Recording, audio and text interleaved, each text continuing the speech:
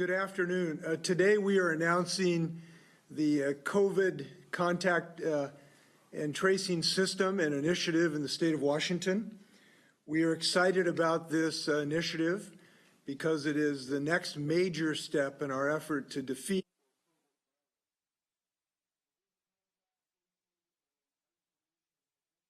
is absolutely integral to our success. It is supremely important to our ability to reopen our economy and our businesses while simultaneously protecting our health. And I'm excited about the progress our state has made to date and looking forward to this discussion. We're joined today by National Guard Lieutenant Colonel Steve Hobbs, who you may know as a state senator as well, who will speak as on behalf of the National Guard.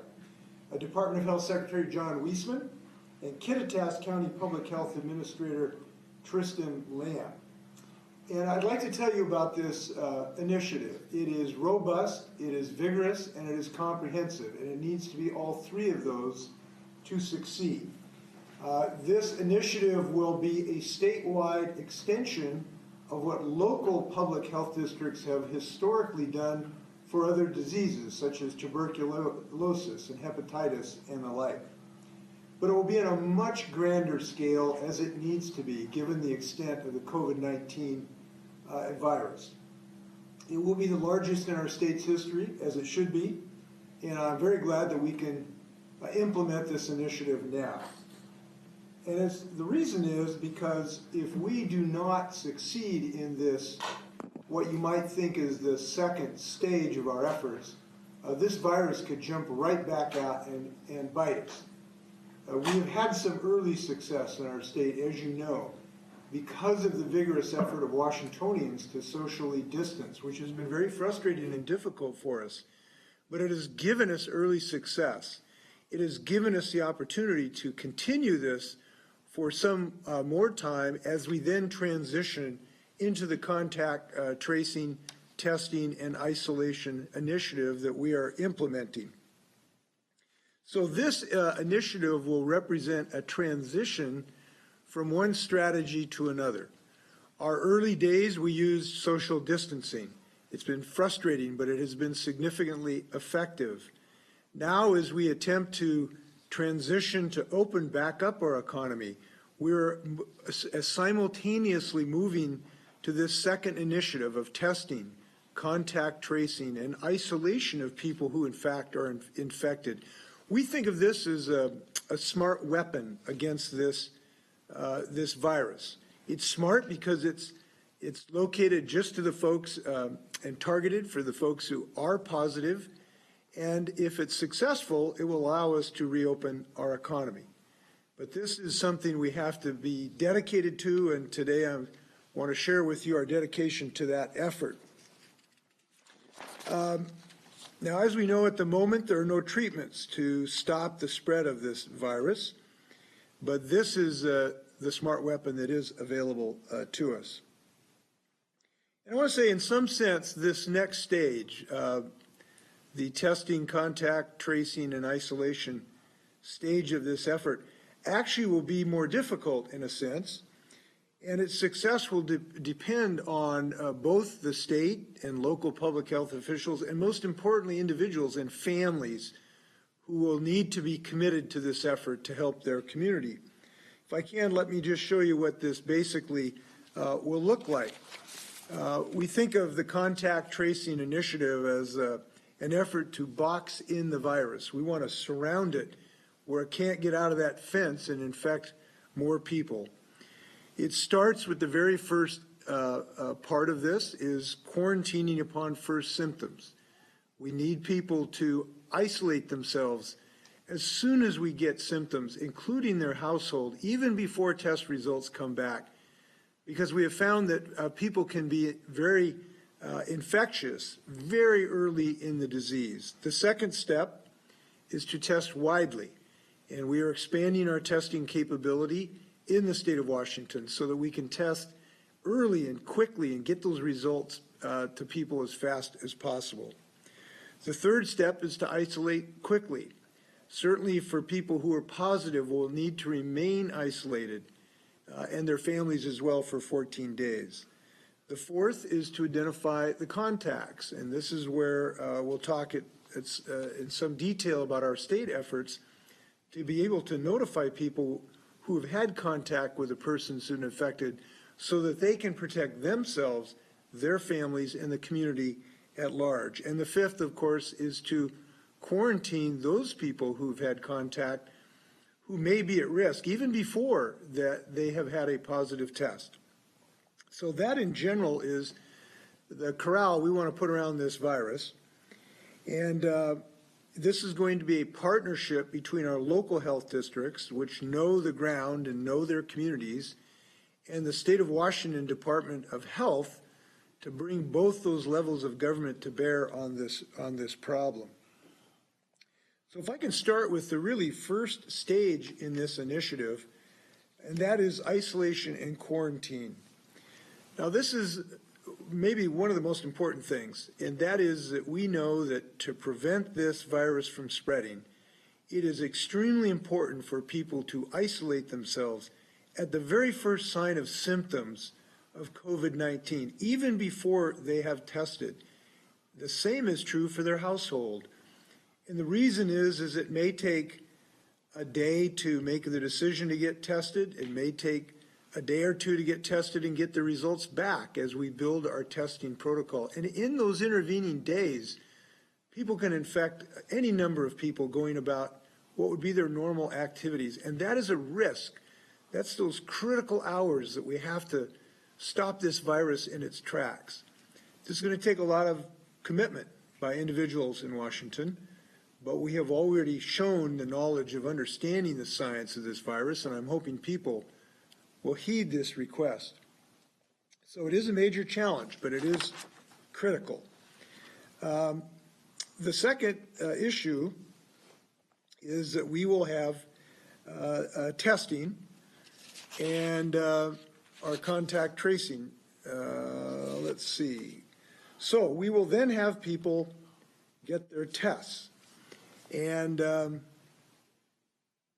when they have a test, they will be reached by phone for the results.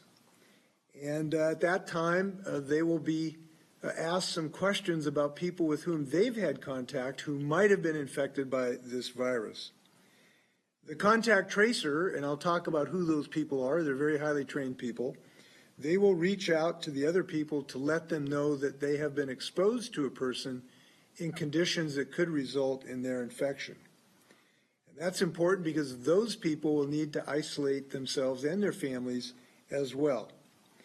Our plan, we hope to achieve the ability to contact people within 24 hours of a positive test coming back from the first individual and talking to their close contacts within 48 hours. So this has to be very quick to be effective, and it's one of the reasons we've properly resourced what's necessary to make this initiative work. It's very important to understand that this information will remain private. The information collected is only used by public health and it is confidential. It will not be shared.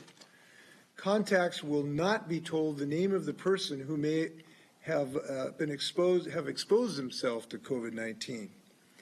These professional interviewers will ask about symptoms and recent exposure and demographic questions such as age, address, and gender and ethnicity. But this will remain private, and the people who were contacted will not know who the person was who provided their name.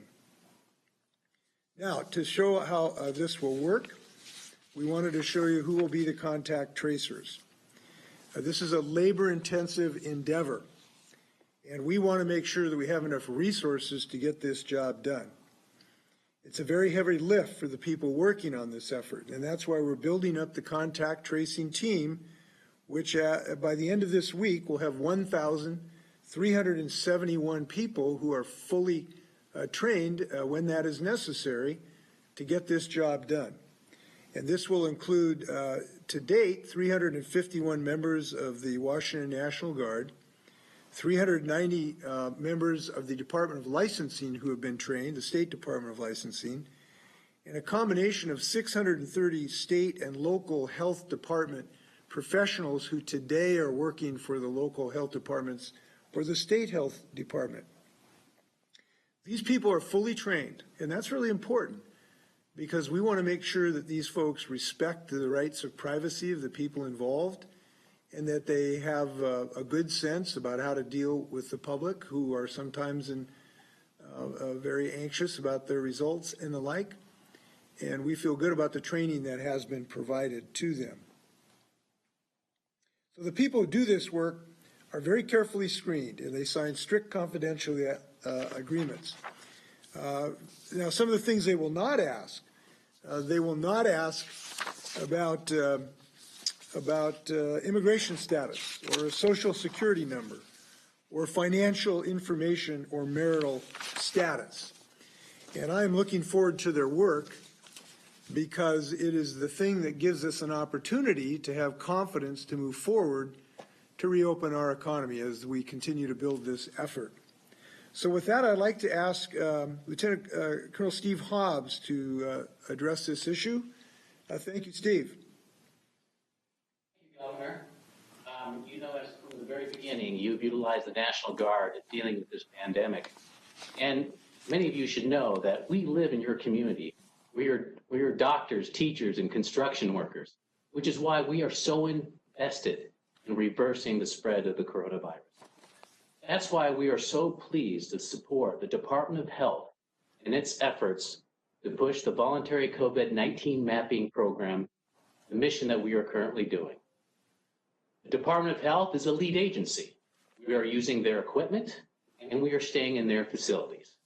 And privacy is the utmost importance, which is why all data received and inputted is from the Department of Health's secure database. And as the governor said, all this is voluntary.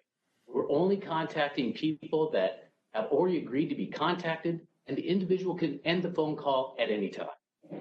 The members of your National Guard are highly trained in this effort, which is why yesterday when we contacted people who need to be contacted in this mission, we had received overwhelming response, positive response from these individuals. Additionally, we were able to help Washingtonians who were in need. There was one case when one person needed interpreted services, and another elderly person needed access to food.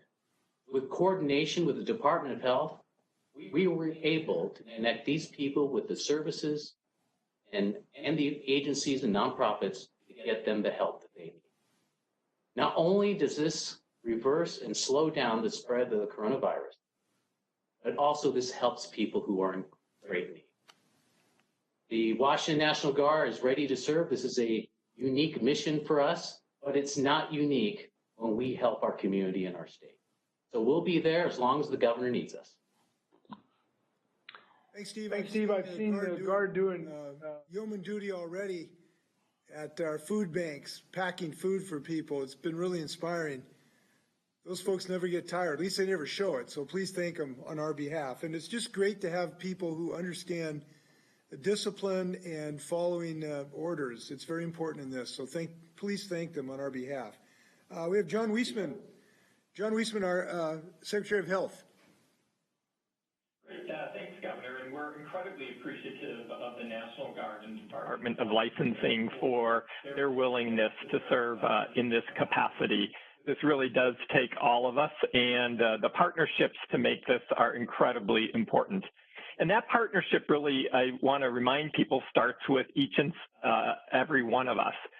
It starts in that if we're feeling ill, it's incredibly important that we stay home and not share our germs. And if we've got symptoms similar to that of COVID, that being the cough, fever, difficulty breathing, and recently have added more symptoms like chills, muscle pain, headaches, sore throat, or loss of taste or smell recently, those are all things that might signal symptoms of COVID-19. And we really want you to, first of all, stay home, get tested if you have any of these symptoms, so that you can find out if you're infected with COVID-19 or not. and get the appropriate care that you need.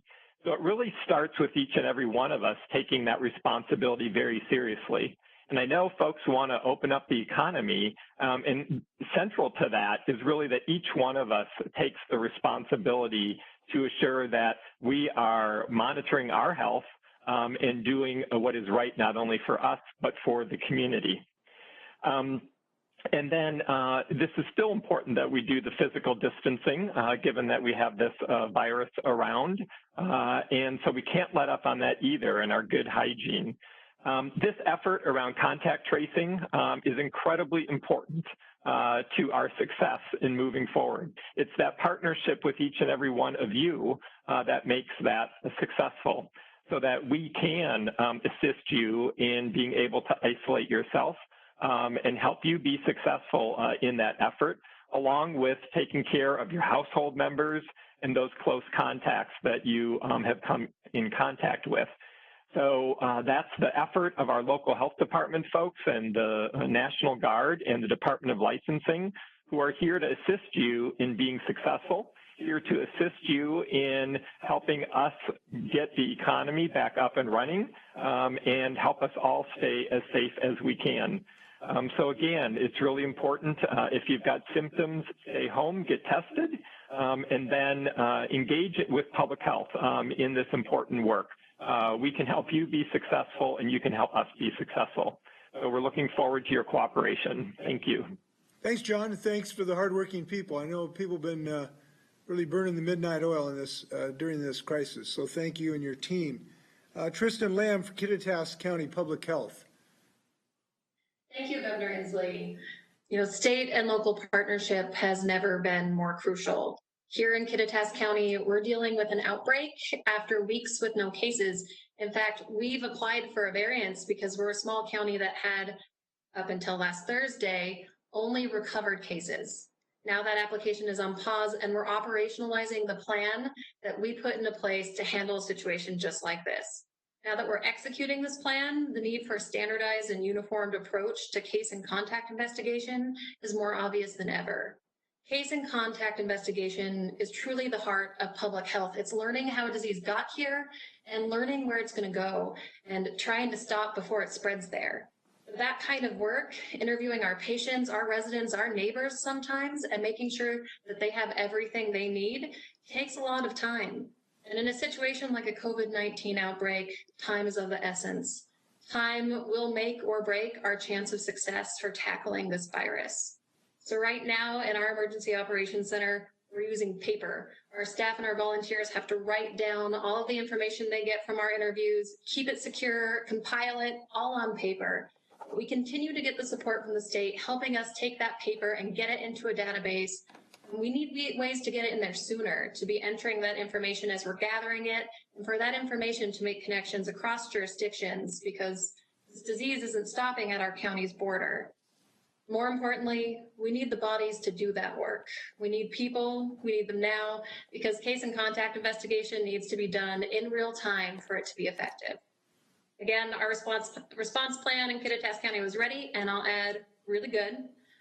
Now that we're in the midst of an outbreak, our number one limiting factor is truly time. The longer it takes for us to do this work, the longer COVID-19 is in our communities. So thank you, Governor Inslee and all, for this opportunity to speak on behalf of my local health jurisdiction. Thanks, Tristan. We know that with your outbreak, you're working really hard, and I'm glad we're going to have the state to provide you resources. We'll look forward to your call about how to really be an effective partnership right away. So I hope you're going to make sure you let us know how we can help Kittitas. I heard somebody the other day on some show, some physician, say the most important sort of biological fact in this case is that this virus doesn't have any legs. It can't travel without us. And so that if we limit our movement and our exposure, we cut it right off. And this is what this is about. And I'm glad we're going to have a uniform reporting system so that the state can be coordinated. I'm glad that we are working in combination with the University of Washington for an app that could be of assistance to people to find out if they have been in the proximity of people who are infected. That app could use some hardware, essentially, and software from Apple and Google. And this is a very promising technology that we are working with the UW on. We're going to make sure that if it is implemented, there's going to be the strictest privacy requirements because, of course, that's so important in this endeavor. So that is another allied effort that we're now involved in as part of this initiative. I wanted to talk just a little bit more about the isolation for families involved in this. If we could put up the isolation and quarantine graph just for a moment. So critical to the success of this endeavor, obviously finding people who are infected is important, but making sure that they care for themselves and that they do not infect other people is central to this. And that's the isolation and quarantine of this three-legged stool of testing, contact, tracing, and isolation. And there's 4 points to this I just want to share with people because it's so central to our success. Number one, we really need people to quarantine immediately upon their first symptoms and stay quarantined until you get a negative test result. And it's just because those first few days are critical. We're finding so many people who've been infected by people who are asymptomatic even. So if you have someone who has symptoms and their spouse then goes out and infects someone before you get a positive test, we've got another family that's in a very difficult situation. So this is something we have to depend upon the sense of commitment and compassion that Washingtonians have to make this work. The second point is that if people do test positive, they will need to isolate for 14 days, and that includes people in their household.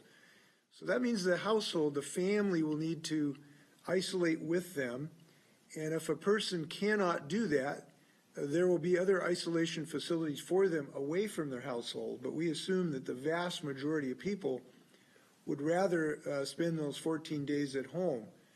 And if they do so, we're going to have to make sure that the household also isolates with them, given the high transmission rate from one person to each household. A third, during that period of time, of course, a contact tracer will call and have a discussion about the other people that they've had a contact with to help those families. Fourth, and this is important, while that family or household is isolating, they will have support. They'll get a call or a text every day from someone to see how they're doing, see how their isolation is going, see if there's needs that they might have medically or even for food support and the like, to try to work with them to make sure that they're as comfortable as possible during that 14-day period. And we want to be as reassuring to these families as possible. I'm glad we are making progress in our state. I'm glad that we now have 8 counties that we have allowed to move to phase 2, Wahkiakum, Skamania, Stevens, Columbia, Garfield, Lincoln, Ferry, and Pend Oreille counties. Other counties with roughly 75,000 people or no new cases will also become eligible for the early transition to phase 2 in just the upcoming days, and we will work forward from there.